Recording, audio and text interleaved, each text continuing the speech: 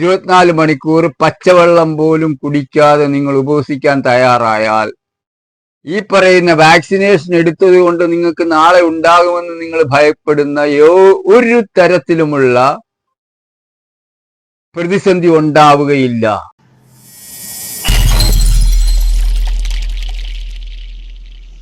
Vaccine എടുത്തവർ മാത്രമല്ല സകലരും ഇന്ന് ഭീതിയിലാണ്.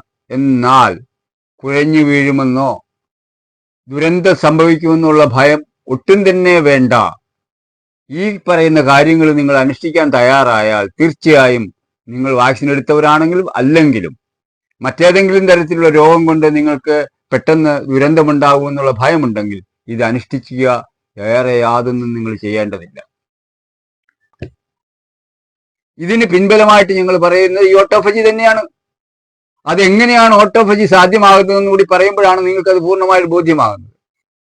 അതായത് ഇപ്പൊ തന്നെ ഡോക്ടർമാരുടെ ഇടയിൽ മോഡേൺ അലോപ്പതി ശാസ്ത്രത്തിൽ ഡോക്ടർമാരെ ഇന്റർമീഡിയറ്റ് ഫാസ്റ്റിംഗ് ആൾക്കാർക്ക് റെക്കമെൻഡ് ചെയ്യാറുണ്ട്. 2 മണിക്കൂർ കൂടുമ്പോൾ ആഹാരം കഴിക്കണമെന്ന് പറഞ്ഞിരുന്ന ഒരു ചികിത്സാ വിധികൾ ഉണ്ടായിരുന്ന ഒരു സമൂഹമാണ്. ഈ വയറ് വെയ്ക്കിൻ്റെ ആയിട്ട് ഇടാൻ പാടില്ല, 2 മണിക്കൂർ കൂടുമ്പോൾ എന്തൊക്കെ കഴിച്ചുകൊണ്ടിരുന്നോളാൻ പറഞ്ഞവരാ. അവരിപ്പോൾ പറയുന്നത് ഇന്റർമീഡിയറ്റ് ഫാസ്റ്റിംഗ് എന്ന് ചെയ്താൽ നിങ്ങൾക്ക് വെയിറ്റ് കുറയും, മറ്റേ മറിച്ചാന്നൊക്കെ പറയും. ഇതും ഈ ഓട്ടോഫജിയുടെ പിൻബലത്തോടു കൂടിയാണ് അവർ പറയാൻ തുടങ്ങിയിരിക്കുന്നത്. അത് 16 മണിക്കൂർ ഒന്നും കഴിക്കാത്ത ഒരവസ്ഥയിൽ എന്താണ് സംഭവിക്കുന്നതെന്ന് ചോദിച്ചാൽ, നമ്മൾ കഴിക്കുന്ന മനുഷ്യന്റെ ഭക്ഷണം ഏറ്റവും പ്രധാനമായിട്ടുള്ളത് അന്നജമാണ്, കാർബോഹൈഡ്രേറ്റ് അന്നജപ്രധാനമായിട്ടുള്ളതാണ്. പിന്നെ പ്രോട്ടീൻ ഉണ്ട്, കൊഴുപ്പുണ്ട്, അങ്ങനെയുള്ളതൊക്കെ വരുന്നുണ്ടല്ലോ. അപ്പൊ ഈ 3 ഘടകങ്ങളാണ് പ്രധാനമായിട്ടുള്ളത്. അപ്പൊ ഗ്ലൂക്കോസിന്റെ സൂക്ഷ്മതലം, നമ്മൾ കഴിക്കുന്ന കാർബോഹൈഡ്രേറ്റിന്റെ സൂക്ഷ്മതലമാണ് ഗ്ലൂക്കോസ് എന്ന് പറയുന്നത്. ആ ഗ്ലൂക്കോസ് എന്ന് പറയുന്ന അവസ്ഥയിലാണ് അത് കോശത്തിലേക്ക് കടക്കുന്നതും. ഈ ഗ്ലൂക്കോസിന്റെ ഒരു തന്മാത്ര കോശത്തിൽ ചെന്നാൽ ഉടനെ തന്നെ കോശത്തിന് അതിന്റെ മുഖ്യ ജോലി എന്ന് പറയുന്നത് എനർജി ഉൽപ്പാദിപ്പിക്കലാണ്.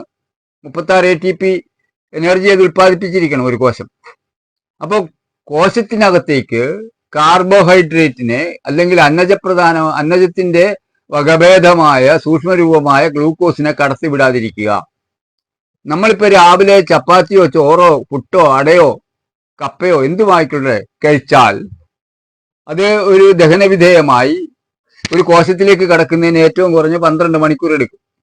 അപ്പൊ 12 മണിക്കൂർ കഴിയുമ്പോഴത്തേക്ക് ഈ കോശത്തിനകത്തേക്ക് ഈ സാധനം ചെന്ന് കഴിഞ്ഞാൽ കോശം അതിന്റെ ജോലി ചെയ്യാൻ നിർബന്ധിതനാണ്. അത് ഉടനെ തന്നെ ഈ പറയുന്ന എനർജി ഉൽപ്പാദിപ്പിക്കാൻ വേണ്ടിയിട്ടുള്ള ജോലിയിലേക്ക് കടക്കും. അങ്ങനെ ചെല്ലാതിരുന്നാൽ, ഇനിയിപ്പോ അതിനകത്ത് വേറൊരു വലിയ ഒരു മാനിപ്പുലേഷൻ സംഭവിച്ചിട്ടുണ്ട് ഇവിടെ, ഞാൻ അതിലേക്ക് കടക്കുന്നില്ല.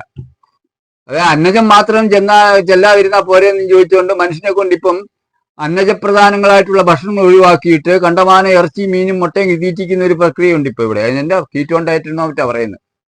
അത് ഈ പറയുന്ന 2016 ശേഷം ഉണ്ടായിട്ടുള്ള ആരോഗ്യ മേഖലയിലെ ഒരു പുതിയ അവതാരമാണ് കീറ്റോൺ ഡയറ്റ് എന്നും. സ്റ്റാർച്ച് ഒഴിവാക്കുന്നു, സ്റ്റാർച്ച് ചെന്നാലല്ലേ കുഴപ്പമുള്ളൂ എന്നാണ് അവർ പറയുന്നത്. ശുദ്ധ വങ്കത്തരമല്ലേ അത്, വണ്ടത്തരമാണത്.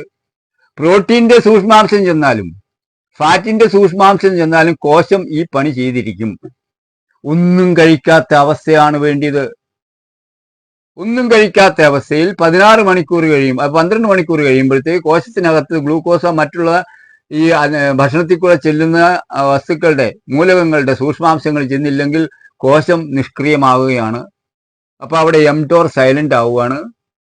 അപ്പോൾ എന്താ ചെയ്യുന്നത്? ഈ പറയുന്ന ലൈസോസോം എന്ന് പറയുന്ന ഒരു ഓർഗനിലേക്ക് അതിനകത്തുണ്ടായിരിക്കുന്ന മറ്റ് അനാവശ്യ വസ്തുക്കളെ തൂത്തുകൊണ്ടുപോയി കളഞ്ഞ് നിഷ്ക്രിയമാക്കുന്നു പ്രക്രിയ. അപ്പോൾ 16 മണിക്കൂർ നിങ്ങളൊന്നും കഴിക്കാതിരിക്കുമ്പോൾ ഇത് ബൂസ്റ്റ് ചെയ്യപ്പെടുകയും ഓട്ടോഫാജി ബൂസ്റ്റ് ചെയ്യപ്പെടുകയും നിങ്ങളുടെ കോശം പൂർണ്ണമായി ശുദ്ധീകരിക്കപ്പെടുകയും ചെയ്യുമെന്നുള്ളതാണ്.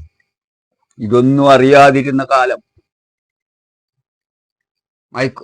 ഇലക്ട്രോൺ മൈക്രോസ്കോപ്പ് ഒന്നും ഇല്ലാതിരുന്ന കാലം, ആയിരക്കണക്കിന് വർഷങ്ങൾക്ക് മുമ്പ് നമ്മുടെ ഋഷീശ്വരന്മാർ പറഞ്ഞു, നിങ്ങൾ ഏകാദശി നാളിൽ പൂർണ്ണ ഉപവാസം അനുഷ്ഠിച്ചാൽ നിങ്ങൾക്ക് മരണമുണ്ടാവുകയില്ല എന്ന് പറഞ്ഞില്ലേ? അവരെങ്ങനെ ഇത് മനസ്സിലാക്കി? അവിടെയാണ് നമ്മളുടെ പാരമ്പര്യങ്ങളെ, അനുഷ്ഠാനങ്ങളെ, മതപരമായിട്ടുള്ള അപ്പൊ യുക്തിവാദികൾ ചോദിക്കും ഇതൊക്കെ ചുമ്മാ ശുദ്ധ ഗോത്രവർഗങ്ങളുടെ അല്ല. ആദിവാസികളിൽ പോലും ഉണ്ട് ഉപവാസങ്ങൾ, വ്രതാനുഷ്ഠാനങ്ങളുണ്ട്. അത് അവർക്ക് എങ്ങനെ കിട്ടിയെന്ന് ചോദിച്ചാൽ ദർശനമാണത്. അത് ഗിവൺ ബൈ ദ ഗോഡ് എന്ന് തന്നെ ഞാൻ പറയുന്നു. അല്ലെങ്കിൽ ഇവർ എങ്ങനെ മനസ്സിലാക്കി?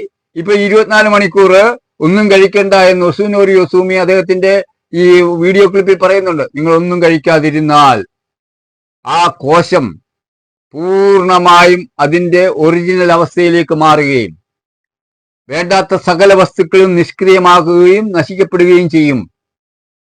അതുകൊണ്ടാണ് ഞങ്ങൾ പറയുന്നത്, നിങ്ങൾ ഇന്ന് മുതൽ നിങ്ങളൊരു ദിവസം സെലക്ട് ചെയ്യൂ. ഓരോരുത്തരും അവരവരുടെ വിശ്വാസം അനുസരിച്ചുള്ള ദിവസം സെലക്ട് ചെയ്താൽ മതി. ഹിന്ദുക്കളായിട്ടുള്ള സഹോദരങ്ങളോട് ഞങ്ങൾക്ക് ധൈര്യമായിട്ട് പറയാം, നിങ്ങൾ ഏകാദശി നാളിൽ തന്നെ ഉപവസിക്കൂ. പക്ഷേ കൺവെൻഷനലായിട്ട് ഇപ്പോൾ ഉപവസിക്കുന്ന രീതിയിലായിരിക്കരുത്. കാരണം അരി ഒഴിച്ച് ബാക്കിയുള്ളതെല്ലാം തിന്നാമെന്നൊക്കെയുള്ള രീതിയിലാണ് ഇപ്പം ഏകാദശി എന്ന് പറയുമ്പോഴത്തേക്ക് ആൾക്കാർ പറയുന്നത്.